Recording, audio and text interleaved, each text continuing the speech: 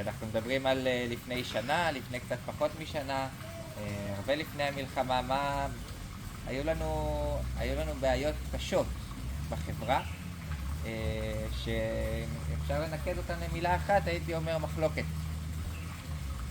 והיום גם תראו פוליטיקאים, לפחות מן השפה ולחוץ, רוצים לנצח את המחלוקת, לצלוח את המחלוקת, להתעלות מעל המחלוקות. ואני חושב שמה שאנחנו יכולים ללמוד מאבותינו, ממסורת ארוכת שנים ועמוסת תוכן של היהדות, שמחלוקת היא ממש ממש לא בעיה. להפך, מחלוקת, אם אביטל דיבר על מנועים, מחלוקת היא אחד המנועים הכי גדולים שמביאים את החברה האנושית קדימה. ואתם בטח יודעים, הרבה אנשים לא יודעים, שהמפעל התרבותי הקנוני של היהדות לאורך שנות הגלות בכלל לא היה התנ"ך, זה היה התלמוד.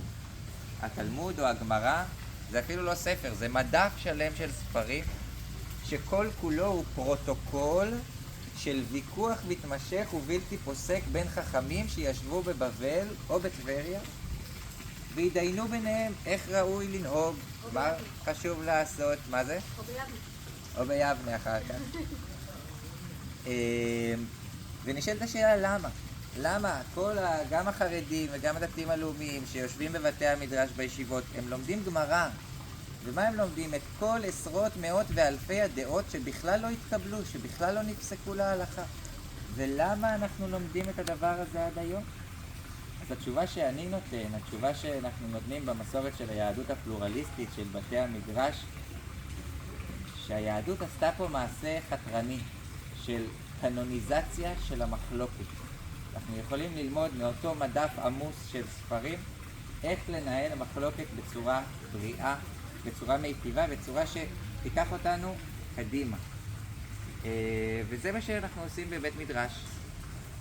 זה מקום לשמוע ריבוי של קולות, ריבוי של דעות, הכל כמובן בשיח שאני אפילו לא משתמש במילה מכבד, כי הכבוד הוא מובן מאליו.